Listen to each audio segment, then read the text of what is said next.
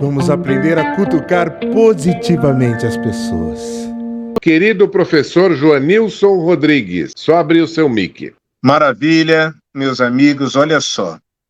Eu, às vezes, trago algumas referências bibliográficas, porque eu acho importante a gente firmar um pensamento conservador, um pensamento de direita. O que acontece? Eu vejo que muitas pessoas que são simpáticas ao presidente Bolsonaro ainda têm uma mentalidade socialista. E isso não por culpa dela, porque ela teve 30, 40, 50 anos de formação socialista no Brasil, então ela não sabe pensar outra coisa. Ela só teve aqueles autores, só teve aquilo como referência. Então, o Antônio Gramsci, que era o italiano que falou, socialismo, nós não temos mais que pensar em tomar os quartéis, né? Tem até o livro do William Vac, que é Camaradas, né?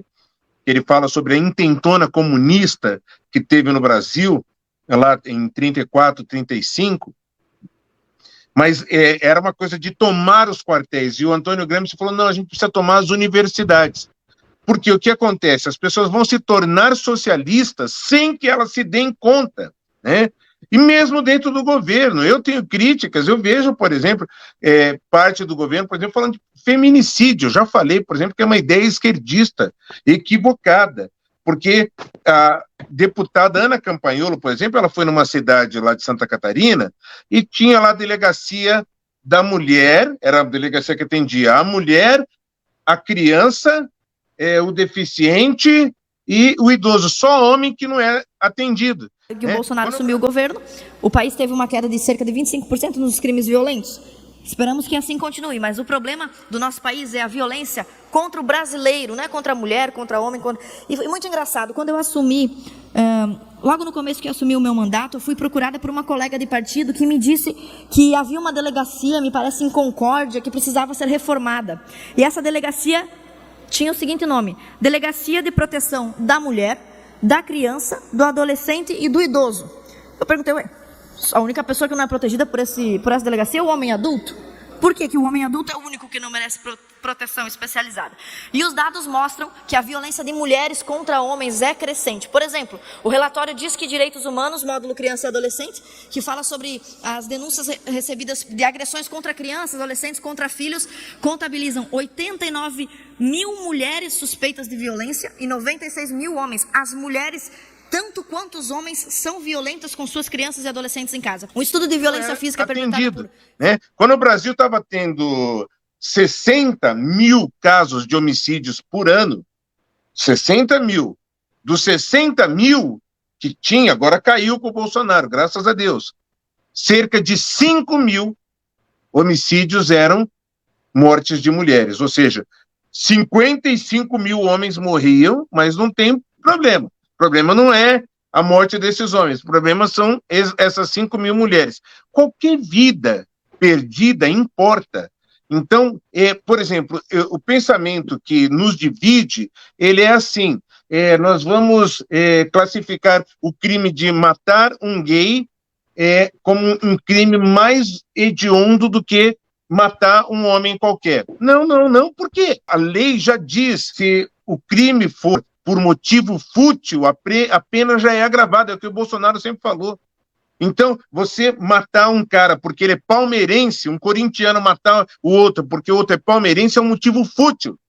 Você matar o outro porque o outro é negro é um motivo fútil. Você matar o outro porque o outro é um gay é um motivo fútil. Então não precisa agravar a pena para dizer que aquela classe de pessoas, você matar um gay é mais grave do que você matar uma criança.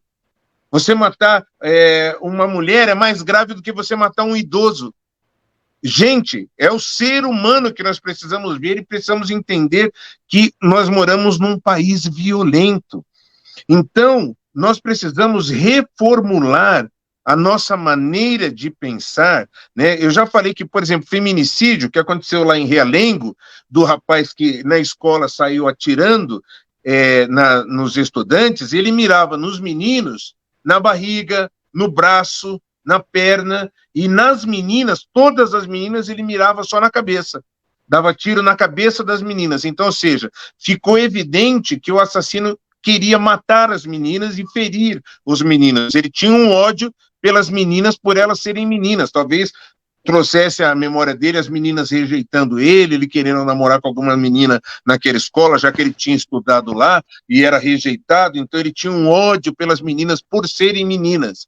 Isso é feminicídio, né? Ué. Agora, matar qualquer mulher, você chamar de feminicídio, é um verdadeiro absurdo e nos tira o foco do que é o real problema, que é o problema da violência geral. Sabia não? Qualquer ser humano que morra, inclusive, vou repetir, quer dizer, a quantidade de mulheres que matam homens é gigantesca. Lembra da Matsunaga, lembra da Suzane Richthofen, lembra da Nardoni e tantas outras mulheres do casal de lésbica que amputou o pênis do menino Rian e depois esquartejou o menino. Então não é porque é mulher, ou porque é homem, ou porque é gay, nós temos que valorizar a vida humana, qualquer que seja ela, e qualquer vida perdida deve ser lamentada. Agora, é claro que aquele cara que é assassino e que mata, ele não tem que receber o abraço lá do Drauzio Varela, né? Realmente. Minha filha, você sabe o que aquele rapaz fez? Ele estuprou um menino de 9 anos, ele esquartejou o menino e ainda fingiu para a família que ia ajudar a encontrar o menino. Não é esse cara que precisa da solidariedade, sim a família do menino. Visitas da família, que Suzy estava abandonada, que Suzy se casou no sistema e foi também abandonada pelo marido. Ou seja, qualquer ser humano que assiste aquela entrevista fica penalizado pela situação de Suzy. E toda a entrevista foi feita, toda a matéria foi feita para fazer crer que Suzy estava abandonada no sistema prisional por ser transexual. Esse foi o ponto, esse foi o centro da matéria. Eles esconderam o crime praticado por Suzy, vitimizaram Suzy e fizeram com que a população, que é uma população boa, que não é a população preconceituosa, que eles querem fazer crer que a população se sentisse tocada e começasse a querer enviar cartas, senhor presidente, para a pessoa presa que atende pelo nome de Suzy. De forma que, em um dia, essa senhora recebeu mais de 200 cartas. Ocorre que alguns jornalistas conseguiram levantar o processo pelo qual essa pessoa está presa.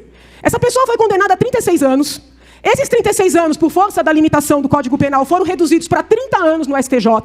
Essa pessoa foi condenada, inclusive, com base em depoimento de familiares dessa pessoa, os familiares que foram colocados como algozes, os familiares que foram colocados como preconceituosos que abandonaram essa pessoa no cárcere. Esses familiares tiveram que cortar na própria carne e lá dizer que Suzy é perigosa para a sociedade, é perigosa para as crianças, que já tinha atacado mais de uma criança, e o caso que conseguiram comprovar foi um caso de uma criança de 9 anos de idade, que a mãe, carente, precisando sair para trabalhar, e o pai também, precisou deixar em casa, dormindo no quarto. E esse infeliz, que morava próximo, invadiu a casa da família e violentou uma criança de 9 anos, estrangulou uma criança de 9 anos, levou o corpo, e só devolveu quando o corpo estava podre. Eu quero saber onde é que está a transfobia de dizer o crime que essa criatura cometeu. A Rede Globo escondeu dolosamente, porque os roubos eles anunciaram. Fizeram a população entender errado, ficar contra a família da própria transexual. Todo mundo quis escrever carta para ela. Sabe o que fez a SAP, senhor presidente? Uma postagem. Quem quiser escrever carta para a Suzy, mande para o endereço tal. Aí eu fiz contato com o deputado Carlão, que sempre é muito gentil. Hoje entrei em contato com a SAP. Eu expliquei, gente, nós estamos diante de um agressor sexual de crianças. Como é que vocês vão entregar cartas com os remetentes, com os endereços? Essa criatura sai numa saída temporária, sei lá, vai na casa da pessoa. Quem estuda a mente do agressor sexual de criança sabe como é que eles pensam. Eles acham que a criança quer, que a criança está pedindo. Eles constroem uma maluquice real na cabeça deles. Vai entregar o endereço de gente boa, gente honesta, gente caridosa na mão dessa pessoa? Que brincadeira é essa? Aí eu passei o dia de domingo indignada. Eu não dormi de ontem para hoje e eu sou transfóbica. E eu estou agora boicotando carta para uma pessoa abandonada. A pessoa está lá porque estrangulou e violentou uma criança de 9 anos. E foi a que foi provada, porque a tia disse que foi mais. E se eu digo para os defensores da causa trans, vocês defendem um tipo desse? Prejudica a causa. As pessoas trans, não trans, brancas, negras, homens, mulheres, de qualquer religião, têm que ser responsabilizadas pelos seus atos. Para de passar a mão na cabeça de gente que comete crime grave. Eu não vou me abalar. Pode me chamar de transfóbica, pode chamar do que for. Eu vou trabalhar para proteger as crianças. E não é para pedir voto, não. É isso que o nosso presidente sempre tem colocado. Então, eu gostaria de sugerir, para terminar aqui, esse livro, que é dos meus amigos da Universidade Estadual de Londrina, que é o Juarez Gomes e a Maria Gomes. Crianças em Perigo é um livro fantástico que fala muito dessa questão, essa mudança de paradigma que querem normalizar.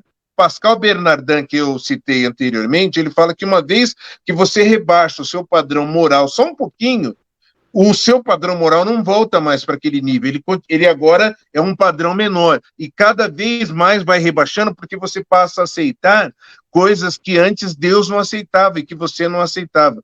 Então, em nome da tolerância, você acaba afrouxando os seus padrões morais para se adequar a esse mundo. E a mensagem do Evangelho é metanoia.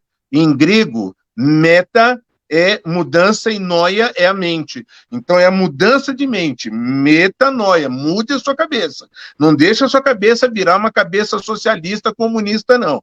Né? Procure se informar e se munir do Evangelho primeiro e de literatura ampla de direita que existe por aí. Obrigado por assistir o vídeo até o final. Se você gostou, contribua com o trabalho do professor Joanilson Rodrigues fazendo um Pix de qualquer valor. Contribua. Faça um Pix agora mesmo pelo número de celular que aparece na tua tela. O professor agradece.